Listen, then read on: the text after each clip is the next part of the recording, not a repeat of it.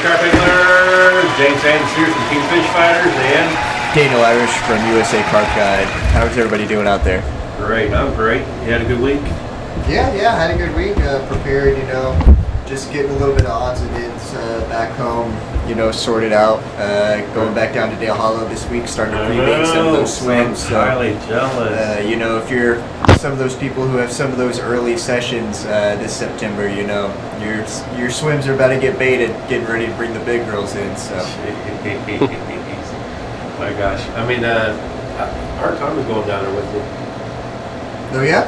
Oh, you didn't know? I didn't know. Oh, you didn't know? No. Yeah, Tommy said he's going. That's what I heard. All right, come on down. Yeah. So, but yeah, Tommy's going. Tommy's off today. He's supposed to be, but he had other plans. Some situations that came up to where he couldn't make it. But your week went okay so far. My week went all right. Okay, and you're getting ready for Dale Hollow. So I say let's go ahead and get our next guest on the show. His name's Gary Bennett. Bartlett. Sorry, Bartlett. Nearly there. Yeah.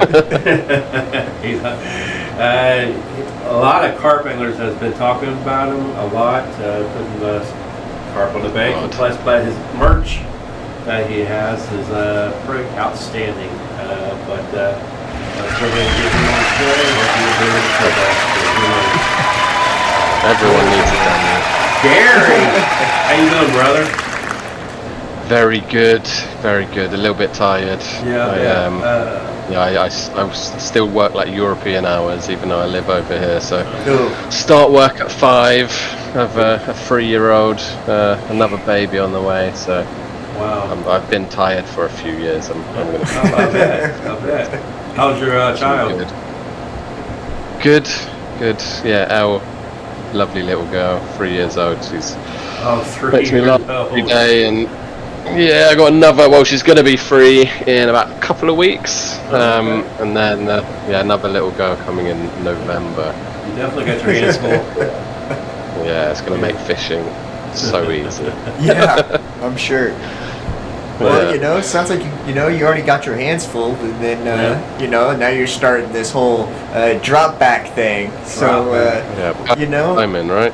Right. Why don't you? We can see in your background. You got a pretty cool background going there. I like that. Why don't you just funny tell story, us a little bit about drop back? Yeah, sure. Sounds good. So it's a new brand that I'm just kind of still getting started. Really, I put like a few teasers out there. Yeah. I wanted like the whole process to be like super transparent and just let people know like what's actually going on, because I think when hopefully it's deemed as a cool company, but like when a cool company comes along, looks great, but I think understanding like the steps involved in actually launching something like this is also like super interesting, which is why I've been kind of like really transparent with the roadmaps for like the 3 kind of pillars that we have. It's really all about carp culture, to be honest. Like some of my like favorite influences in carp fishing are like quarter mindset, subsurface journal, a lot of what people are doing in like the UK and Belgium and whatnot. So yeah, we're going to be producing like very high quality like hand rolled baits, primarily pop-ups. Been collecting very nice ingredients, some pretty old and hard to get ones as well from Europe for a little while. Got like custom rolling tables coming soon. Nice.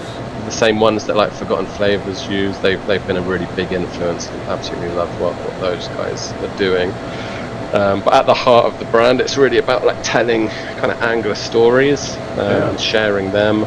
And it's going to be good for me as well, because I've only been in the US for a little while. How long have you been in the US? Coming up to 2 years. Nice. Yeah, not there yet. The first year was obviously just adjusting and just a bit manic. We moved in like somewhere temporarily. We were like 4 doors down from my wife's parents. So like super close to them for the first year. Now we've obviously got our own place. So was your daughter born in the United States, or? No, she was born in London. Oh, London. Okay, sorry. Yeah, but she learned to talk here in the US, but somehow has an English accent, which is Right, that was fair. doesn't make any sense. I always tell people it's because I'm the only one that's allowed to talk to her. Mostly they're like Peppa Pig and stuff, but no, she's funny. It's got a really cute Now- accent. Do you, with your background, would you rather have your daughters have an English accent or like an American accent? Probably English. Don't want to offend anyone. Yeah, But only because it's my accents, obviously. I Right. prefer it. That's where I'm from. Tradition. But like, I'm even curious, from you like know? a bit, even from like a business perspective, like Right. I work in sales and in tech. Like an English accent works very well in America, which is handy. So yeah, I think it would, and it's when someone's got something a little bit different, but unique. Right. Yeah, it's funny that you bring that up, you know, even with carpers, you know, it seems like if somebody has an English accent, you know, they're going to listen to them and like their word's gold, you know. Even if it seems like, you know, something that, you know, I would never do. It's like, oh, well, this guy, you know, talks like from where they started carp fishing at, so I'm going to listen to him. His word, you know, means a lot, so it's funny that you say that. That it It's like works. Lee. I think Lee Hearn's in the chat, right? Yeah, He Lee. sounds like every carper in England seems to be an Essex boy. And then you've got Lee there as well, but don't listen to him really. Sorry, Lee, I love you. Yeah, Lee's a character. Yeah. So, talking about drop bag, you know, I like what you were saying about, you know, a cool company, and that's really what caught my eye at first is, Right. you know, you popped these little teasers up of pop-ups and things like that, and those mulberry ones, and, you know, those other little pop-up teasers and things like that you put up really just kind of caught my eye as, okay, he's not going to follow the traditional, okay, put a carp on the logo, you know, and throw it out there. Which, I mean, there's nothing wrong with that, but as you can see behind us, it's kind of, you know, the cookie cutter. All right, let's throw a carp on something and then get it out there. But what I like about you is it's more Art. Yeah, and it feels more of like a street apparel brand. Yeah, and, like graffiti. Yeah, you know, it's more modern, and like you were saying, it's more of like a cool brand. And I think that's really going to bring a lot of people, you know, to kind of check you out. Yeah, I hope so. And I'm glad you said that. Like, and cutting away like all the complexity of what we've got planned and stuff. Like we exist to have something that I want personally. I love like cool carp content and stuff. And I think I was actually saying to Lee, like a lot of the fishing that probably a lot of people do. It's not necessarily fishing, but a lot of the hobby. If you class like carp fishing as a hobby, it's done when you're not on the bank, because most of your life you're not out fishing. It's listening to podcasts like this and watching clips and videos on YouTube, and probably like buying too much stuff half the time. All of these little things are like part of the hobby, and like especially for me, like just make it more fun and enjoyable. Yeah, so I wanted something that could kind of help more in those times really, when you might not necessarily be on the bank, you might be at home just catching a few minutes on YouTube or something similar to that. So we wanted to kind of cover some of these bases, and that's why we're really going to focus on that content first. And like I said, like telling angler stories. One of the kind of regular features that we're going to have is going to be called like drop back sessions. It'll be like drop back sessions with Daniel and with Daniel in Dale Hollows. Probably a little bit more creative than that. That'd be pretty cool. That's what it's going to be like. Yeah, and I think that the first episode will actually be with Mr. Lee Hearn. Okay, Mr. cool. Lee. So it's going to be an interesting one. But yeah, the idea is that it will cover a 12, a 24, sometimes maybe even like a 48-hour session with the said angler. Some like bankside kind of like interview situations, probably what you're quite used to and seeing in some of like the European like style content.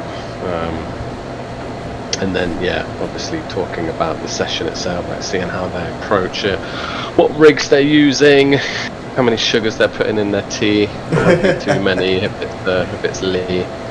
But hopefully it should be quite fun, and we've invested quite a bit in some of the equipment that we've got coming. So hopefully the quality is quite high. Right. Yeah, people enjoy it, but yeah, we've got no ego here as well, so we'll be listening to the kind of the community out there, seeing what we can improve as we kind of like learn to do this as well, and what people want to see more of. So it's exciting.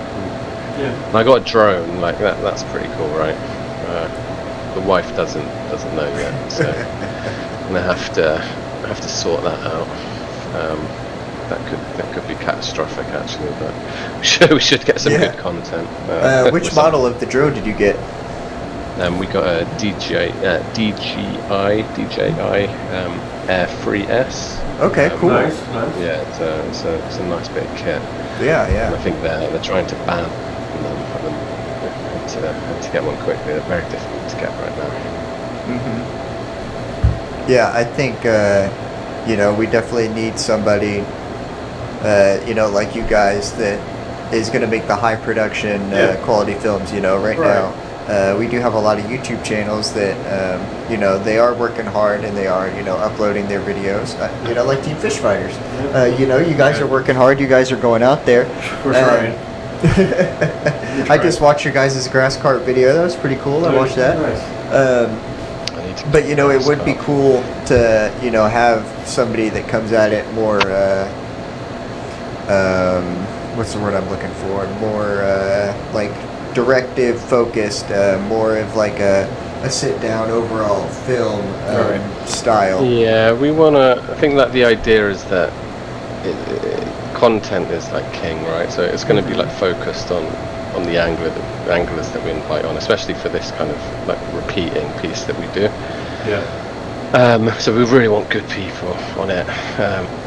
That's super important. And when I say good people, I mean like decent people. That it's not just about the fish that they catch and the fishing.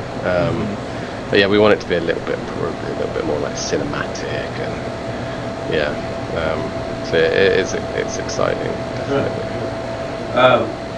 Now this is like actually the first time me and you've talked, face to face, I guess. But I have heard a lot of, I just got a friend request from you, or you and me, or a friend request to you, one of those two.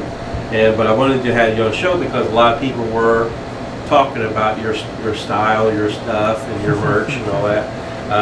I was talking to Daniel and how recently you was just on the houseboat of the USA CARP guy, and you guys fish. How was that experience with you? Great. Kenny made me breakfast. What was it? Biscuits and gravy. Oh yeah. I was very happy.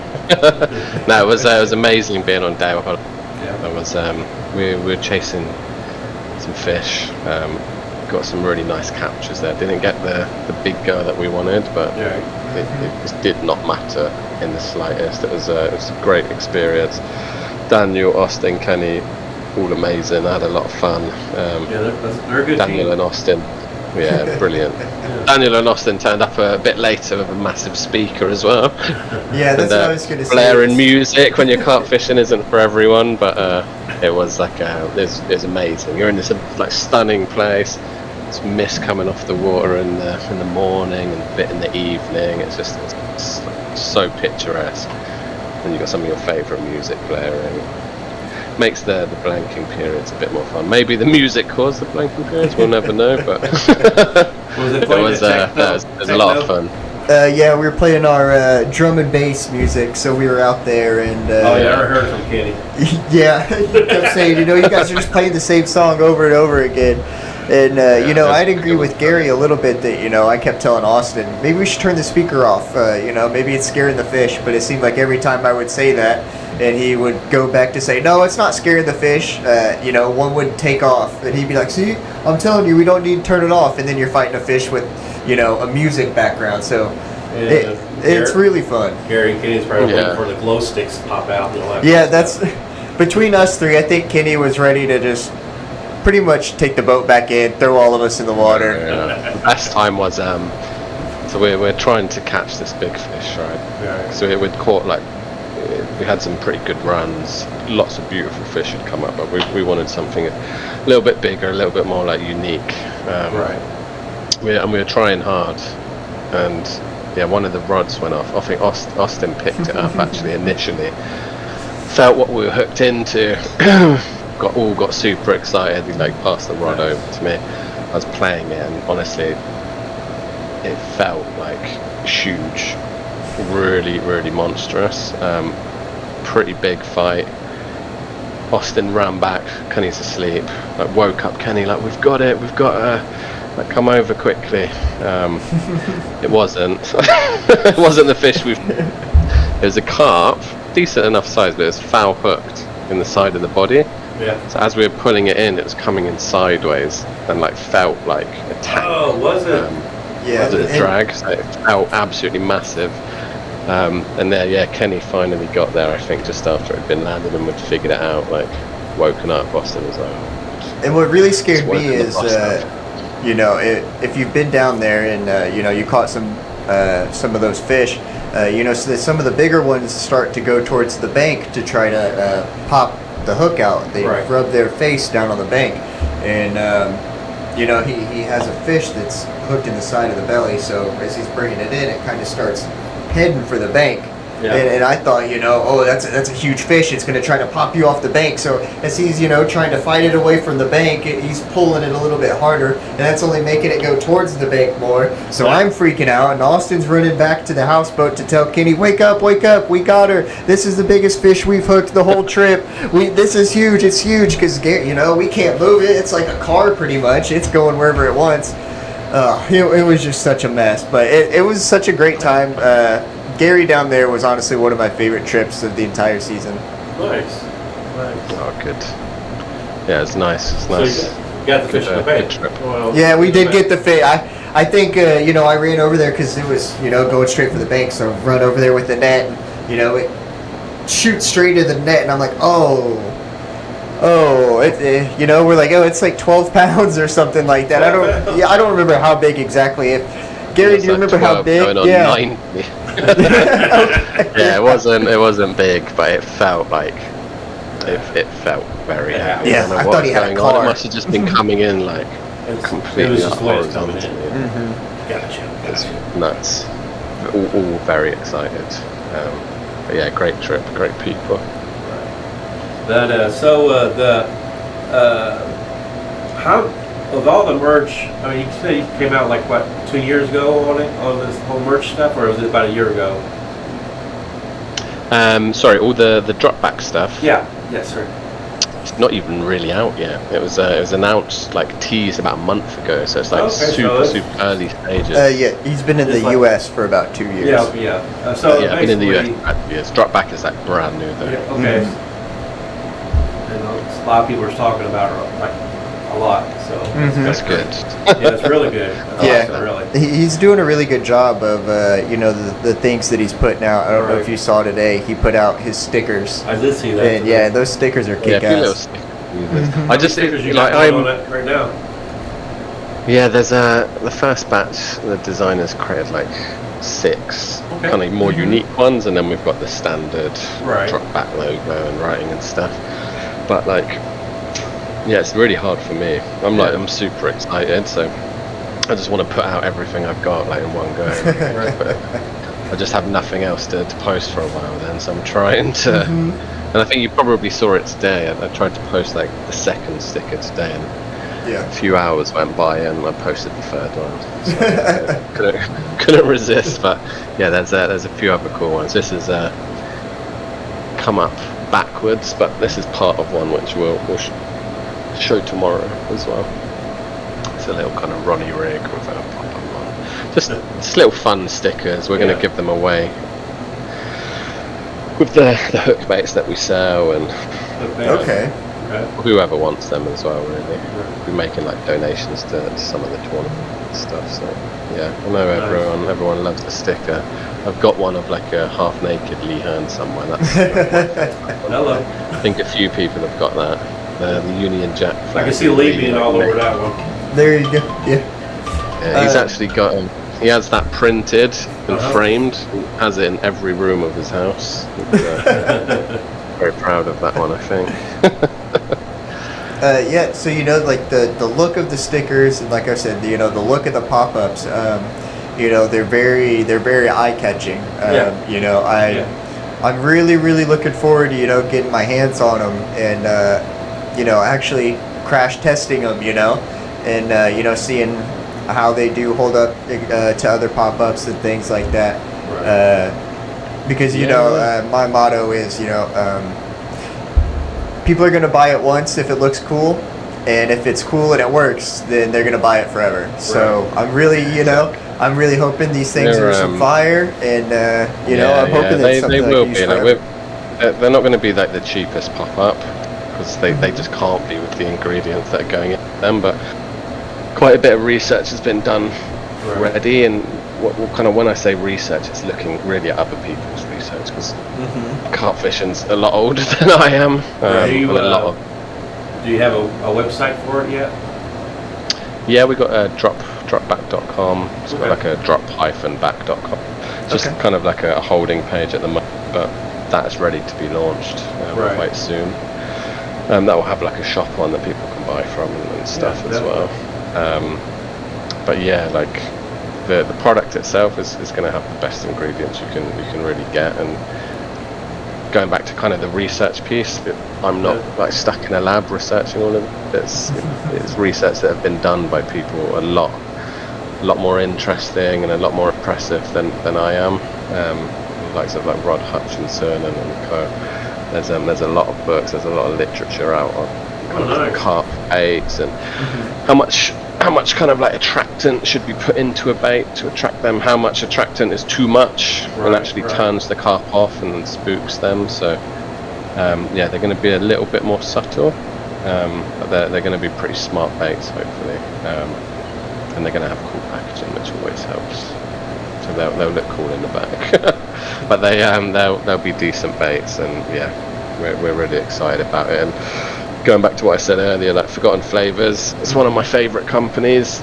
Their whole kind of approach, the reason they're expensive is because they're hand rolled and a lot of care goes into the ingredients that get put into them. So this is kind of mimicking that. I'm not So you're doing your own lie about it. He's doing his own boilings. Pop-ups. Yeah. Pop-ups. Yeah, it's going to be hook baits. We're not going to get into the Philly market. I think there are people already in America that do that amazingly well. Lots of companies, like both small and large. And one thing that I really wanted to do with Drop Back as well is really kind of like promote the carp scene here. If people want to buy our product, like amazing. Like we're super happy about that. Yeah. If you don't and you want to buy someone else's, amazing. We're super happy about that as well. So we're, like I said, we're not arrogant. We don't have any. We're not going to be one of these that says that our product's the absolute best. Like it's a game changer, because we're like realists as well. Like everyone knows you can catch carp on a bit of cheese. We always joke about in England. You can catch them on corn, you can catch them on plastic. So we're not here to say like this is game changing. We're here to say like we're creating a really nice product. If you want to use it, we're super happy about that. If you're gonna use someone else's and support their business, like amazing for them as well. Yeah. We're even gonna.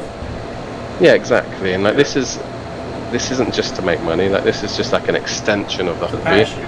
It's more fun. Exactly. We get to create amazing content. We get to create an amazing hook bait, which we'll be using ourselves. And later on, we'll be creating like cool carp clothes, carpy clothes anyway. But you'll be able to wear them to like you'll be able to wear them anywhere. Really. So it's just stuff that we want to enjoy ourselves, and that's the whole idea. We're even going to go as far as to have like a friends section on the website where we link in to other bait manufacturers. Like we're not going to shy away from it. We're going to say this is our product. Like make your own mind up. you want to use someone else's, like there's all these amazing people in the US making boilies and their own hook baits, or got big carp tackle and carp angler. Like we'll link to everyone. We're going to be very kind of friendly. Like we want the carp scene to evolve here and hopefully give people some stuff to enjoy as well. That's the idea. Really. I like how more companies is popping up in the carp industry. You're seeing carpangler.com, Big Carp and Tackle, World Classic Bait. Of course, I'm doing a little company myself. But even I need some of those blends. Oh, really? I need to order some of those. Let me know. I got you, brother. And Addiction blend. And it's just and there's this other company, Carp Daddies. He's got some good boilies. Yeah, I do like Carp Daddy boilies. Vomit Berry. How many flavors do you got? Yeah, to launch with, we're going to go with 2. We got Mega Mulberry, which is mulberry. It's one of my favourite flavours. There's going to be some like palatants put into the mix, which will be kind of like very much like muscle based. So there'll be some GLP in there. The next one that will launch at the same time is Grub Tone. That's going to be like monster crab and Scopex. Nice. So nice stinky one. We got lots of kind of like baits written down for mixes that we're going to be doing, but I think the most exciting part of what we're going to be doing bait wise is there's going to be a lot of like collaborations. So if we take like Ian Sorrell, for example, like there's been some kind of early discussions with Ian about his days back at Save Lake, which is super famous carp lake back in England, like one of the most famous probably in the world. I grew up like 10 minutes away from there. I learned to fish on the canal that runs alongside it. We always used to dream of like the carp in there, and some had escaped into the canal, so there's always stories like we fished down at this bridge. It's amazing carp down there, and as a little kid you're catching like roach and perch and like putting them in a keep net so you can see like your bag at the end, a bit more like match fishing style. You're like hearing these stories about carp, like don't understand it fully because you're too young, but you're like, it's amazing. But like he basically, when he was younger, used to go to Save, create boilies on the bank because his mum didn't want him to bring these smelly flavours into the house. So the like collaboration baits will be based on like really like nice stories like that. So like working with an angler, figuring out like a flavour combination that like means a lot to them. Choosing the color with them, creating like a whole story around the bait, and then like launching that. So there's going to be a lot of those, and then there'll be some like limited edition runs. We managed to go hand like a really cool like high alcohol like flavoring from like Rod Hutchinson, which are incredible. Like it's like a winter range. Their flavors. They got some great. Yeah, and when you put like high alcohol like in winter, which is one of my favorite season fish. Or it was before I moved here, and the winters are actually winters and everything's frozen over, so you can't fish anywhere. So yeah, there's gonna be like an apple pie. We've got like stockpiled a little bit of like their apple pie like winter flavor range. So around like fall winter there'll be like a limited run of that, and just lots of like exciting flavors to try. It's gonna be even on the bait side, it's gonna be a lot of fun, I think.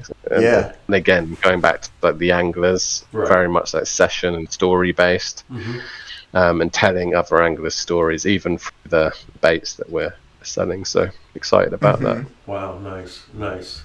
Yeah, we've been talking a lot about the flavors and the packaging and stuff like that. Do you have any plans on doing, any like high attractive like fluoro colors or anything like that? Yes, 100%. I think the initial will be fluoro pink, fluoro yellow. Pink. I love to hear that. Pink. Yeah. I just like my approach is just use what you can. Like, Right. I don't think there's a water in the country that is like truly like pressured in the same way that it would be pressured in the UK or Europe. Mhm. The angling pressure is completely different here. The carp are not as savvy. They're not as like well schooled on what to avoid and whatnot. So if you've got something that's like highly effective, go for it.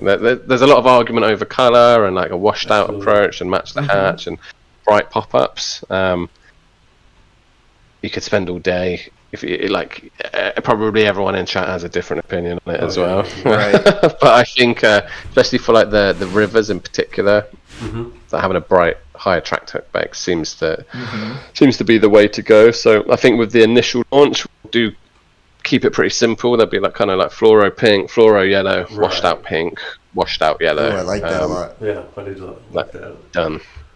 That I'm gonna brain fart.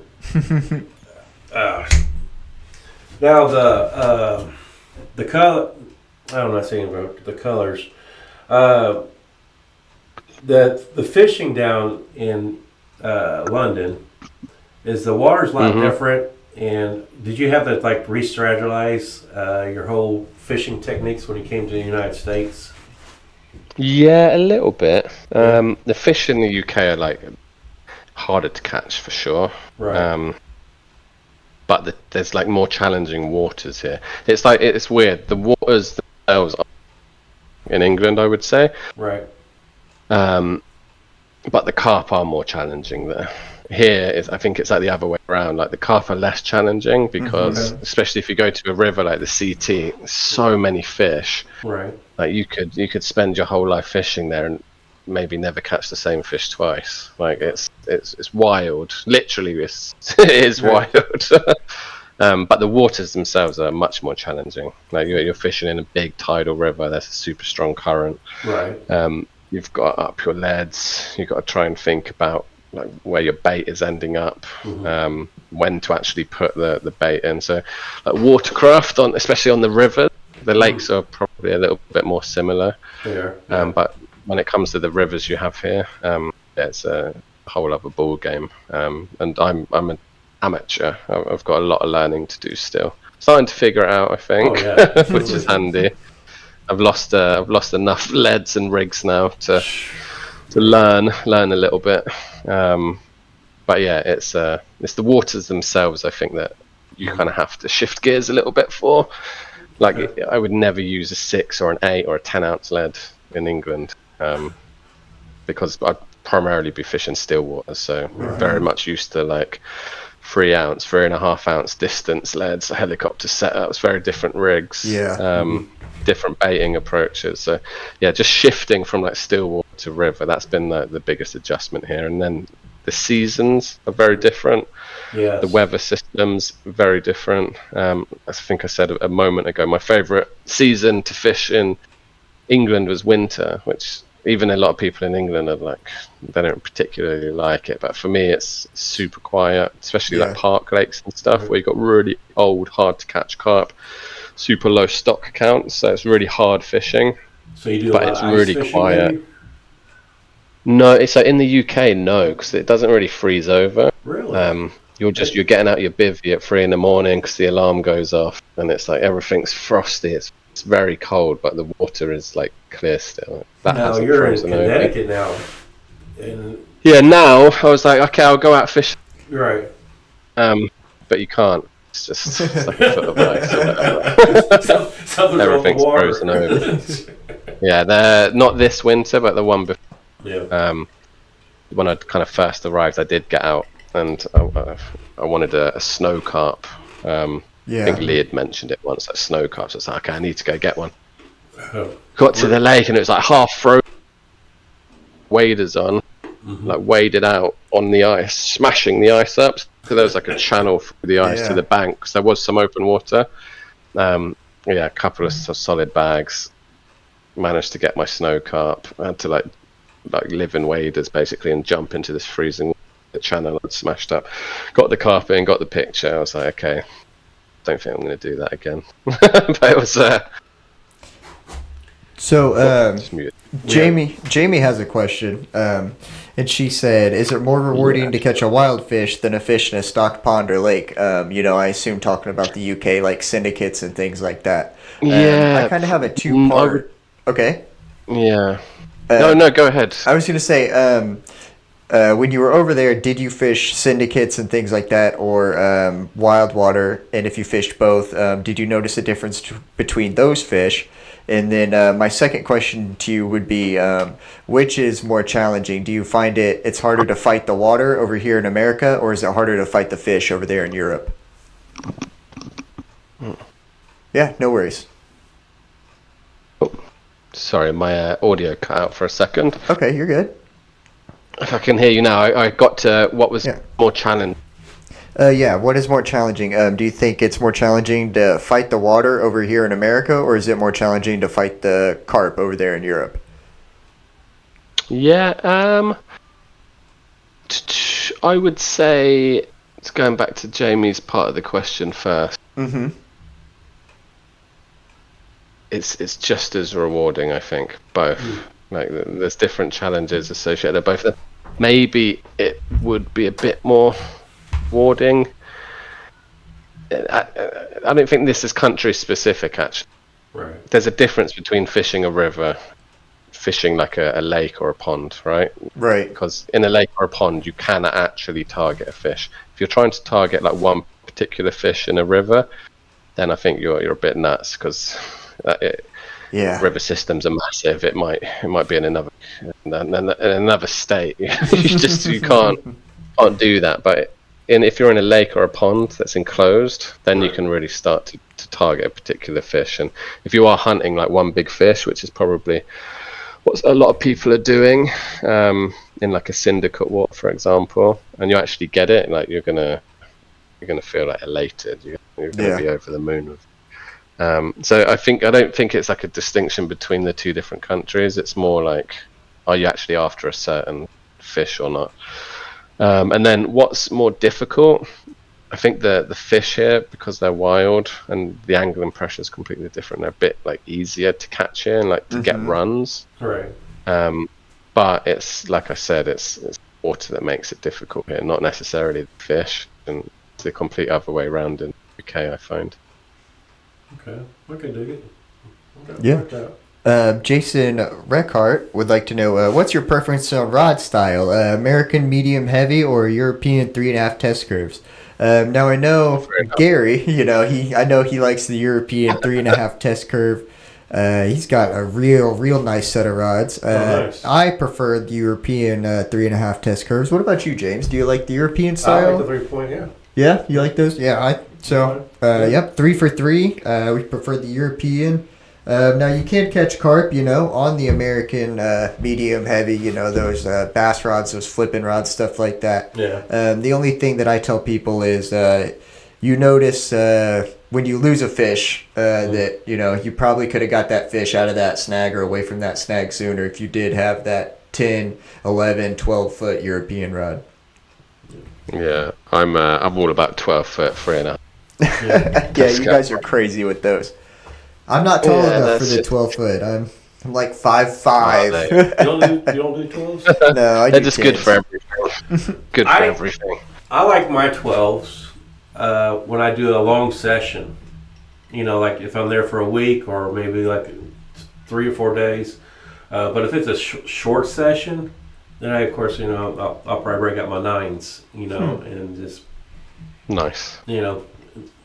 But for longer sessions, I love my 12s. I did have 13s for a while, which one of my teammates, Jimmy Sneed, talked me into. Nice. People, they're catching on. They're becoming more. Love extra power you can get in the cars. I think if you can use them, they're incredible. I'm sure 13s could take it a lot farther than what's supposed to, but it just seemed like I feel like personally I could have a little bit more back control with the 12s,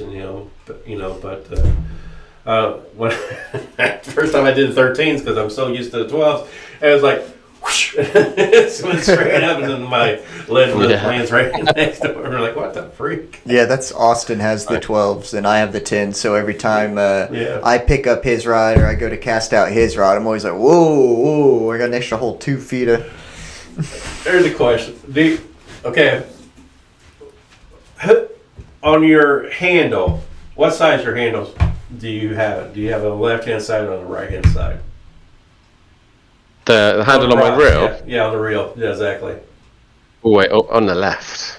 On the left? Yours is on the left? Yeah, that's right. That's Mine's how you do it, on the right right. hand. Everybody thinks that Yeah? weird. Yeah, mine's Are you on the right. left-handed? No, I'm right-handed.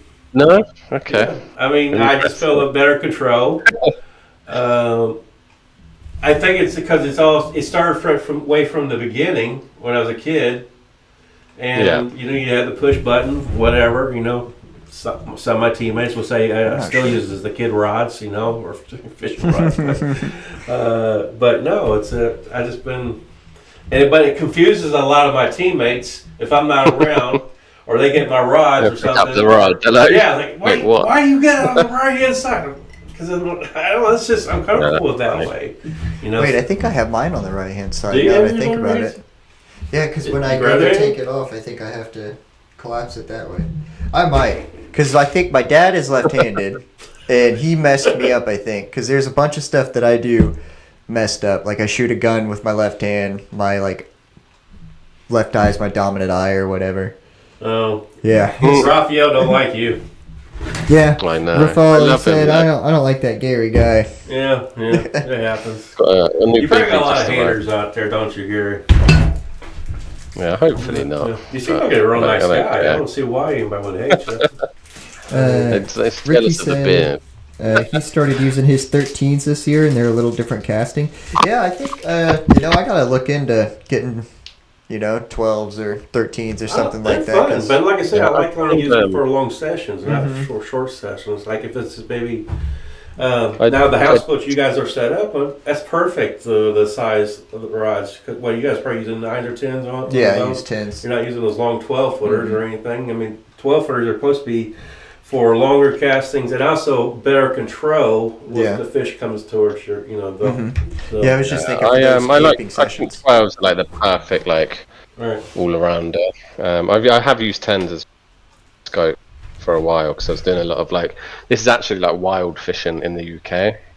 It's very much in the city. In the middle of London, there's some amazing spots there because you're fishing for wild carp, but you're surrounded by skyscrapers. Got beautiful skylines and stuff. But for then, when you need to be a bit more mobile, having 10s that pack down super small just makes life so much easier. But then you have those 10s. If you only do have one set of rods, you head to a lake, you need those extra few wraps. You can't do it because you've got 10s. You've just hamstrung yourself a bit. So that's why I always stick to 12s now, because rods are expensive. I don't like having too many laying around. So I just find 12s 3.5 test curve the ultimate rounder. Yeah. But it's all personal preference as well. It's what you're basically. Some people probably say the same thing about 13s, but me, I don't need to be casting far, and I don't feel I'm good enough angler really to cast at the distances that you can potentially get at that range anyway. So they're kind of lost. Do you prefer casting way far or closer to the bank? Where the fish are. That's the correct answer. Far away. Usually when they're far away, they're too. But yeah, if they're kind of closer in, obviously it makes life easy. We love margin, fishing to snags in the Are you more of a pack bait or a boiler person? I don't like pack bait, Gotcha. but I do use it. And yes, I tried to stay away from it because I'm snobby European angler. But it's just it's so effective. So now I fish how I want to fish, which is actually without it when I'm on still water. But if I go to the river, which is a lot of my fishing now, because I have a young family, I think the river is much better for shorter session. the still waters that I'll be targeting are better for kind of like campaign fishing, which I'll be kind of starting quite soon. Then pack bait on the river is just ridiculous. There's kind of like 3 English guys or 2 other English guys that I go fishing with quite a lot. Lee is one of them. We have another dude called Sam. Sam's one of our friends, like a young English dude as well. And me and Lee would be fishing, turning our nose up at pack bait. Maybe we get a fish or 2 between us. Sam turns up, pack bait, chucks it out, bang, 1, 2, 3, 4, 5 fish. Right. We ended up calling them like "fuck you, Sam." Now, so pack bait is not to be underrated. To turn your nose up at. So, I definitely started to use it a lot more on the river for sure. Now, you was also earlier you mentioned something about match fishing. Have you match fished a lot? No, the fishing kind of style that that's just kind of start out with in the UK is that more be on a pole. They have like a waggle rod, float rod, kind of set up. You have like a box seat. Yeah. You have your keep net in the water, and you're catching roach on the maggot, perch, and anything else that takes it really. Right. Or you'll kind of go on the river. Well, a while back, we used to have this. And then you'll start to progress up fighting. Right. A long time ago, here at in our state, we used to do a lot of these tournament trails. Or once a month, the bait shop that we had, he was sponsored from West Side Bait and Tackle, and he had these things called tournament trails where he got a bunch of anglers together. We choose different spots through the state over here in Indiana, and we did fishing trips. Well, this one angler, he's American, named Tony. I can't remember his last name, but he did match fishing against all the other people with rods, fishing, with lines and fish rods.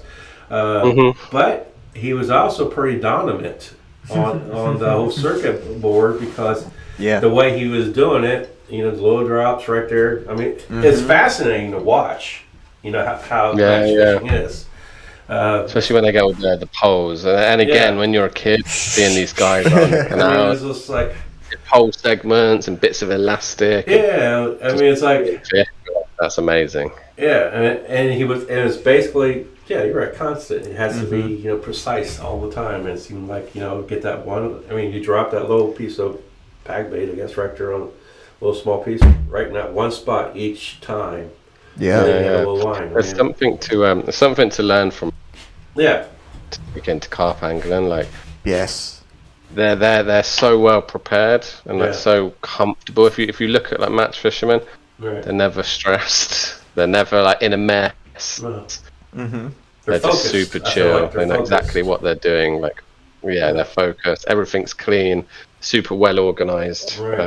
I've got myself like I'm a pretty well organized angler, but there's been a few times, especially recently, when you're a bit tired, like you forget something and you're like, Jesus, what have I done? Right. Obsession. With match fishing. I've been there. With match fishing, it was like the angler. Of course, he didn't throw out real far out. It was always real close to the bank. He was always catching small fish, but our tournaments was all about who had the most weight. Right. You know what I mean? And his numbers just kept on stacking up higher and higher with these little 6 to 8 pounders, or even maybe luckily 10 at the time with that angler because they were closer towards the bank. But it was just fascinating how he did it between match fishing and people does fly rods catching carp. I feel like those two techniques are like a work of art, But that's just me. The fly stuff just that's insane to me. How they're regularly pulling in carp. I think that's actually one of the biggest challenges I found since moving to the States is like the location is so important. Carp fishing. Yeah. It really is. And in the UK, I'm like very well prepared to move, but fish here and I don't know. I've had like conversations, but I don't know why it is. But they just, especially like here in Connecticut, I find that the fish do not show themselves like anywhere Yeah. They near really as don't. much as back home. I don't know if it's because there's more like natural. Like this is me like thinking it could be complete nonsense, Right. but like just thinking about them being wild and more of a natural world here. There's so many like more predators for them here, especially like aerial threats. I wonder Right. like, is that how they've like evolved and kind of grown up to You know, like to be more effective to like avoid these predators? Well, could be complete nonsense. right. Now it's like when Makes sense. watching the YouTube videos, you got Carl and Alex. When I watching them grow up, on YouTube, and I watched them how they scouting out on the side of the banks all the time, and they took breadcrumbs, and throw it in certain spots to see if the carp will come up. So like here, I can understand where maybe UK, England does that, but when you come to the United States, I don't.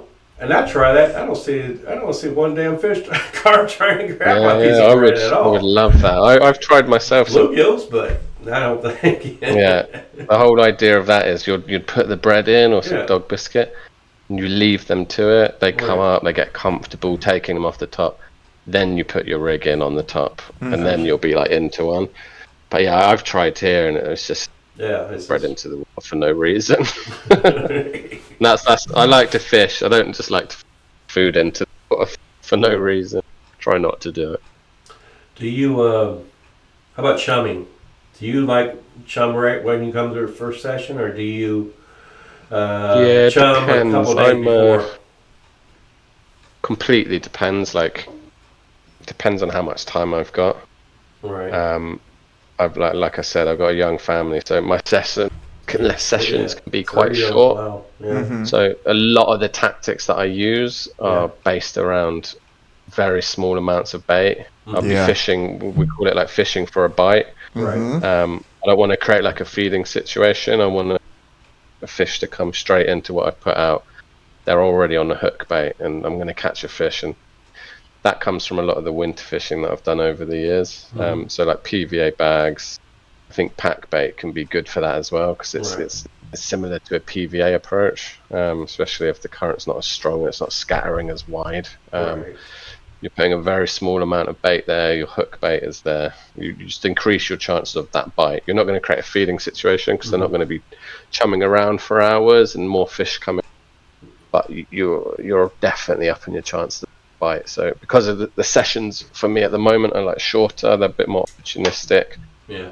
Usually that's how I'm fishing. Like I even love single hook bait approaches. I like leading about and finding spots, but again, if I'm like super restricted on time, I'll maybe do that with two of my rods, and my third rod is almost always like a roving rod, and I'll always have my trusty chod rig on that, and that's there. So if I do see a sign of a fish, which like I said for me is quite rare here, then I'm ready to ping that out on top of that spot.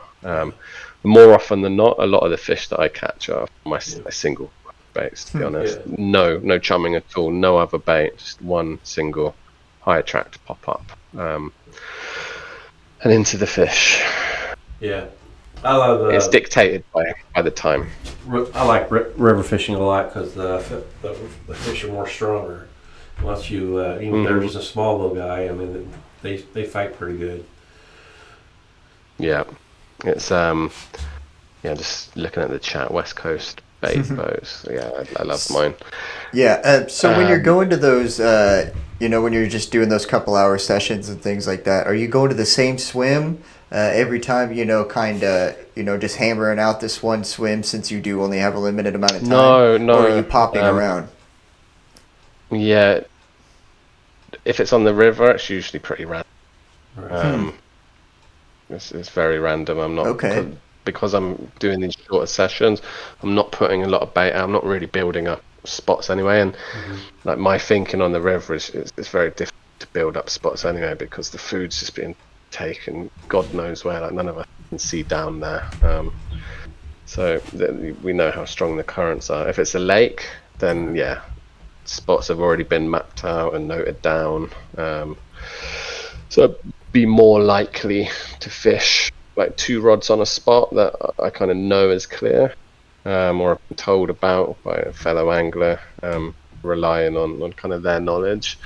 And they're like, yeah, but then like I said, that third rod will always be like more opportunistic, especially if it's a shorter session. And if I can't see the fish, there's no signs of them, I mean, it's guesswork. You've got to have a bit of luck in fishing. I don't think people are honest enough about that. You always need a little bit of luck.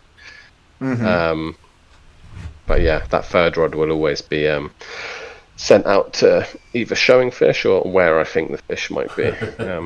Based on knowledge of the water. So if you do have that third rod, out in no man's land, and then you do see, like, let's say you see a fish show, like in our margins, you would bring that rod in, and like you said, a chod rig, and then you would actually cast to that showing fish. Yeah, exactly. Mm-hmm. Chod rig on a helicopter setup. I don't really have to worry about the bottom. Could be near enough any. Very, very high chance of presenting. Mm-hmm. And there are fish in the area. So if there are fish in the area, you've seen them, and you can trust that the rig is like presented properly. Pretty good chance of bite then. So, gotcha. Yeah, a lot of them come from those sorts of situations. But having said that, I've got a lot of boilies here. A lot.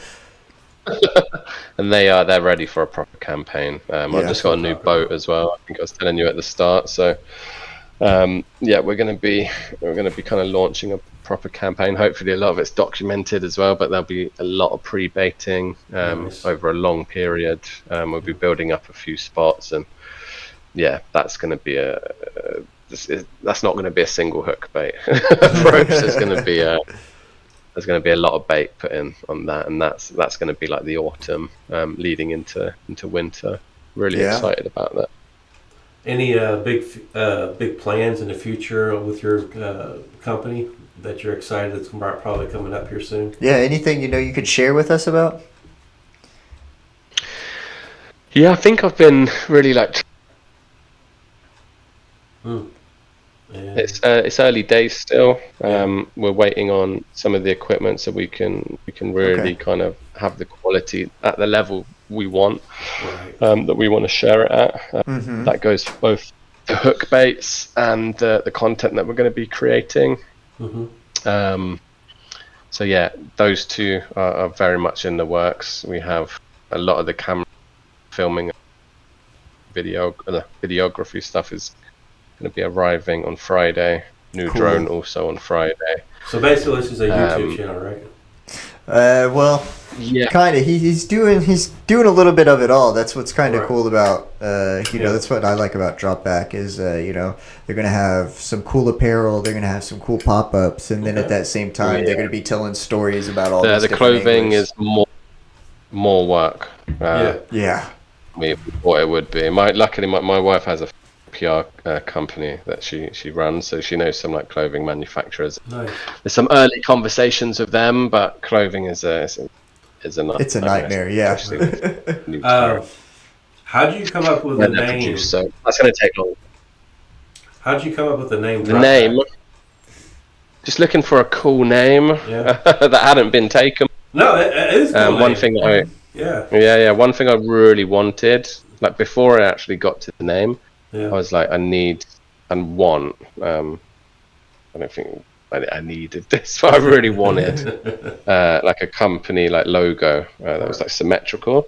So I was like racking my brains. I just ordered some incredible like custom bobbins from a guy called Geertz in Belgium. He's like best friends with the Forgotten Flavor. It's called Geert Ooms.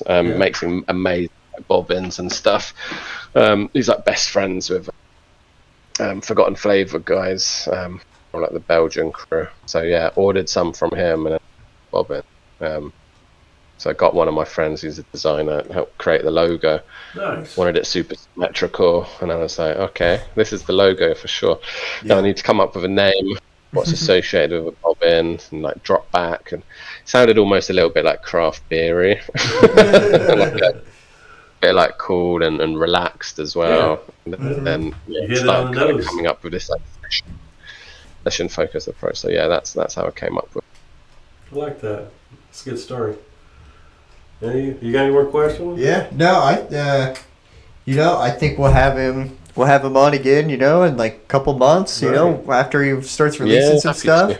After first couple of your videos come out, and that's really what I'm excited about too. Is you mentioned pushing the sport forward. That's really what's important, and even having quote unquote competitors, on the site, and getting stories from everyone, and just growing the sport of carp fishing. And I think that's what a lot of these companies coming up really need to focus on is let's see how many people can we actually get out and to catch a carp, because that's what matters.